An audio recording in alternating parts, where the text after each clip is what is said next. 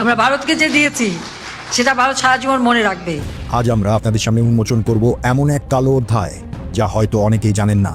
2009 সাল থেকে 2024 সাল 15 বছর, এই দীর্ঘ সময়ে শেখ হাসিনা কিভাবে আমাদের প্রিয় মাতৃভূমিকে ভারতের কাছে বিকিয়ে দিয়েছেন তার হিসাব আজ আমরা নেব। আপনি কি জানেন যে চট্টগ্রাম বন্দর ব্যবহার করে ভারত প্রতি বছর হাজার হাজার কোটি টাকা সাশ্রয় করেছে, অথচ আমরা কিছুই পাইনি? আপনি কি জানেন যে আমাদের রেলপথ তৈরি হয়েছে ভারতের স্বার্থে, আমাদের নয়? আজ আমরা দেখব কিভাবে হাসিনা সরকার আমাদেরকে বানিয়েছিল ভারতের অর্থনৈতিক উপনিবেশ, আর কিভাবে 5ই আগস্টের পর আমরা সেই গোলামি শিকল ভাঙতে শুরু করেছি। শুরু করি বন্দর দিয়ে। হাসিনা সরকার ভারতকে দিয়েছিল চট্টগ্রাম এবং মংলা বন্দর ব্যবহারের সুবিধা। উদ্দেশ্য ছিল ভারতের উত্তর পূর্বাঞ্চলীয় রাজ্যগুলোতে পণ্য পাঠানো। এতে ভারতের কত লাভ হয়েছে জানেন? তাদের পরিবহন খরচ কমেছে 60%, সময় সাশ্রয় হয়েছে 70%, অর্থাৎ প্রতি বছর তারা সাশ্রয় করেছে হাজার হাজার কোটি টাকা। আর আমাদের কি লাভ হয়েছে? আমাদের বন্দরে ভিড় বেড়েছে, আমাদের নিজস্ব পণ্য পরিবহনে বিলম্ব হয়েছে, ভারতীয় ট্রাকের ধুলোয় আমাদের রাস্তা নষ্ট হয়েছে, আর আমরা পেয়েছি কিছু ট্রানজিট ফি যা তাদের সাশ্রয়ের তুলনায় অত্যন্ত নগণ্য। শুনে অবাক হবে, নদীপথে প্রতি টন পণ্যের জন্য বাংলাদেশ চার্জ করে মাত্র 277 টাকা, অথচ বাণিজ্য মন্ত্রণালয়ের মূল কমিটি সুপারিশ করেছিল 1058 টাকা। মানে আমরা 4 ভাগের 1 ভাগ দামেই তাদের সেবা দিয়েছি। এটাকেই কি বলে পারস্পরিক সহযোগিতা? এটা তো একতরফা দানের মতো। আমাদের কৌশলগত সম্পদ ব্যবহার করে তারা কোটি কোটি টাকা সাশ্রয় করলো, আর আমরা থাকলাম হাত পেতে। এমনকি এই ট্রানজিট সুবিধার বিনিময়ে আমরা তাদের কাছ থেকে কোনো উল্লেখযোগ্য অর্থনৈতিক সুবিধাও পাইনি। তারা যা দিয়েছে তা তাদের নিজস্ব স্বার্থেই। এবার আসি রেল ও সড়ক সংযোগের গল্পে। আখাউড়া আগরতলা রেল লিঙ্ক, খুলনা মংলা বন্দর রেল লাইন, এসব প্রকল্প ভারতীয় ক্রেডিট লাইনে করা হয়েছে। কিন্তু দেখুন, এই প্রকল্পগুলোর মূল উদ্দেশ্য কি ছিল? এগুলো প্রাথমিকভাবে ভারতের উত্তর পূর্বাঞ্চলের সাথে যোগাযোগ উন্নত করার জন্য তৈরি করা হয়েছে। আমাদের নিজস্ব অবকাঠামোগত অগ্রাধিকার ছিল গৌণ। আর আমাদেরকে এই $8 বিলিয়ন বেশি ঋণ দিয়ে তারা কি করেছে? এই ঋণের শর্ত ছিল যে সব কাজ করতে হবে ভারতীয় ঠিকাদার দিয়ে, সব মালামাল কিনতে হবে ভারত থেকে। মানে তারা আমাদের ঋণ দিয়েছে তাদের নিজস্ব কোম্পানিগুলোকে কাজ দেবার জন্য। আমাদের স্থানীয় উদ্যোক্তারা, আমাদের শ্রমিকরা কোনো সুবিধাই পেল না। এমনকি ঋণের টাকাও ভারতেই থেকে গেল, কারণ এই টাকার বেশিরভাগ অংশই তাদের ঠিকাদার এবং শ্রমিকদের পেছনেই খরচ হয়েছে। এটা কোন ধরনের উন্নয়ন সহযোগিতা? এটা তো বাংলাদেশের নামে ভারতের অর্থনীতি শক্তি করার ফন্দি। আর এদিকে এখন আমাদের ঘাড়ে বিশাল ঋণের বোঝা। এই ঋণ শোধ করতে গিয়ে আমাদের ভবিষ্যৎ প্রজন্মকে কষ্ট করতে হবে। আর এসবের বিনিময়ে আমরা পেয়েছি মূলত ভারতের স্বার্থে কাজ করা এমন এক অবকাঠামো যা আমাদের নিজেদের কোনো কাজেই আসবে না। শেখ হাসিনা টিকে রাখার জন্য যা যা করার আমি ভারতবর্ষ সরকারকে সেটা অনুরোধ করি। এখানেই শেষ নয়। হাসিনা সরকার 2009 সাল থেকে 2024 সালের জুন পর্যন্ত নিয়েছে $44.38 বিলিয়ন বৈদেশিক ঋণ। এর মধ্যে $14.01 বিলিয়ন এসেছে চীন, রাশিয়া আর ভারত থেকে। জানেন কি, 2009 সালে আমাদের মোট বৈদেশিক ঋণের পরিমাণ ছিল মাত্র $23.5 বিলিয়ন, আর 2024 সালের জুন মাসে এসে তা দাঁড়িয়েছে $103.78 বিলিয়ন। মানে 15 বছরে ঋণ বেড়েছে 341%। মাথাপিছু বৈদেশিক ঋণ 2009 সালে ছিল মাত্র $150, আর এখন তা দাঁড়িয়েছে $604। মানে প্রতিটি বাংলাদেশি এখন বহন করছে 4 গুণ বেশি ঋণের বোঝা। এই ঋণের সুদ শোধ করতে গিয়ে আমাদের বৈদেশিক মুদ্রার রিজার্ভ প্রায় শূন্যের কোঠায়। 2023-24 অর্থ বছরে প্রথমবারের মতো আমাদের ঋণ সেবা খরচ $3 বিলিয়ন অতিক্রম করেছে।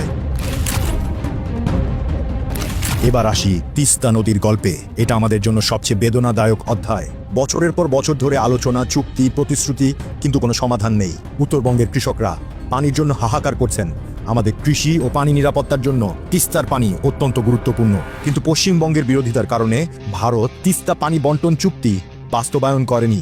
আশ্চর্য ব্যাপার হলো, অন্য সব ক্ষেত্রে ভারত তার রাজ্য সরকারের মতামত উপেক্ষা করে কেন্দ্রীয় সিদ্ধান্ত চাপিয়ে দেয়, কিন্তু তিস্তার ক্ষেত্রে তারা পশ্চিমবঙ্গের বিরোধিতাকে অজুহাত হিসেবে ব্যবহার করে। কিন্তু ঠিক সেই একই সময়েই তারা আমাদের সাথে প্রতিরক্ষা সহযোগিতা চুক্তি করেছে। $500 মিলিয়ন ক্রেডিট লাইন দিয়েছে সামরিক সামগ্রী কেনার জন্য, কিন্তু শর্ত হলো সব কিনতে হবে ভারত থেকে।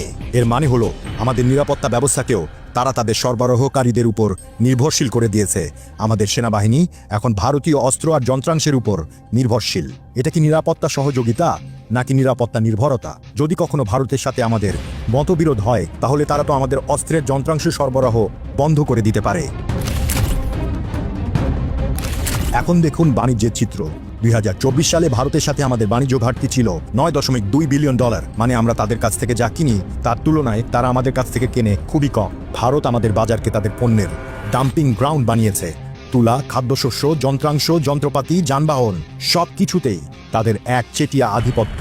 কিন্তু আমাদের পণ্য ভারতে গেলে মুখোমুখি হতে হয় নানা বাধার। ট্যারিফ, নন ট্যারিফ, মান নিয়ন্ত্রণের নামে হয়রানি। আমাদের পণ্য ভারতের বাজারে প্রবেশ করা যেন পাহাড়ের চূড়ায় ওঠার মতো কঠিন। এমনকি সাফটা চুক্তি থাকা সত্ত্বেও আমাদের রফতানিকারকরা ভারতীয় বাজারে ঢুকতে পারে না, অথচ ভারতীয় পণ্য আমাদের বাজারে অনুপ্রবেশে কোনো বাধা নেই। এখন সামগ্রিক চিত্রটা দেখুন। ভারত আমাদের ক্রমবর্ধমান বাজারকে কাজে লাগিয়ে এটাকে তাদের রফতানি প্রধান গন্তব্য বানিয়েছে। বিশেষ করে তুলা, খাদ্যশস্য, যন্ত্রপাতি এবং যানবাহনের ক্ষেত্রে বাংলাদেশি বন্দর ও ট্রানজিট রুট ব্যবহার করে ভারত আঞ্চলিক যোগাযোগের ওপর কৌশলগত নিয়ন্ত্রণ পেয়েছে। আর বাংলাদেশ ঋণ আর সীমিত কর্মসংস্থান ছাড়া আর কিছুই পায়নি। ভারতের অর্থায়নে হওয়া অবকাঠামো প্রকল্পগুলো প্রায়শই ভারতে ভূ রাজনৈতিক এবং অর্থনৈতিক স্বার্থকে অগ্রাধিকার দিয়েছে। আমাদের নিজস্ব উন্নয়ন চাহিদা থেকে গেছে পেছনে। হাসিনা সরকারকে ভারতীয় দাবি দেওয়ার কাছে অতিরিক্ত নমনীয় হিসেবে দেখা হয়েছে। কখনো কখনো এটা হয়েছে বাংলাদেশের সার্বভৌমত্ব এবং জনমতের বিপরীতে। আসল কথা হলো, গত 15 বছরে ভারত আমাদেরকে একটি অর্থনৈতিক উপনিবেশ হিসেবে ব্যবহার করেছে মাত্র। আমাদের সম্পদ, আমাদের বাজার, আমাদের কৌশলগত অবস্থান সবকিছুই তারা নিজেদের স্বার্থে ব্যবহার করেছে। কিন্তু 5ই আগস্টের পর সব কিছু বদলে গেছে। হাসিনা পতনের সাথে সাথে ভারত হারিয়েছে তাদের আজ্ঞাবহ অংশীদার এবং নিশ্চিত বাজার। বাংলাদেশের অন্তর্বর্তীকালীন সরকার এখন সব বড় ভারতীয় চুক্তি পুনর্বিবেচনা করছে। তারা আরও ভারসাম্যপূর্ণ অংশীদারিত্ব খুঁজছে এবং চীন ও অন্যান্য দেশের সাথে সম্পর্ক বাড়াচ্ছে।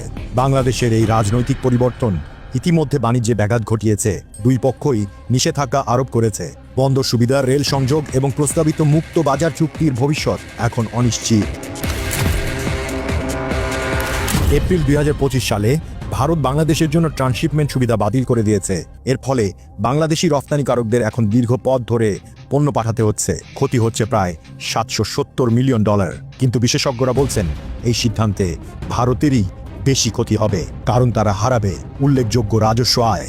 বাংলাদেশ এখন বিকল্প পথ খুঁজছে। কলম্বো, মালদ্বীপ, দুবাই হয়ে পণ্য পাঠাচ্ছে।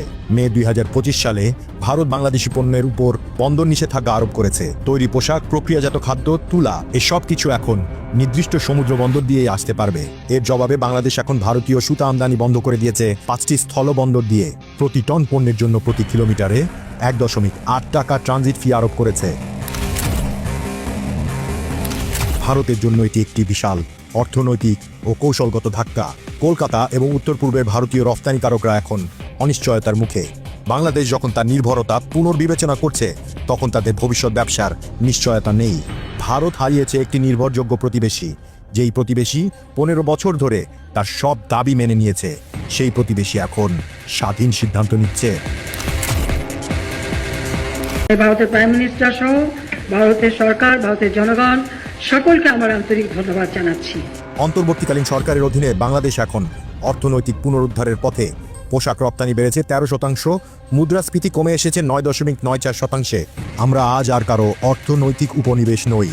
আমরা এখন স্বাধীন, সার্বভৌম বাংলাদেশ।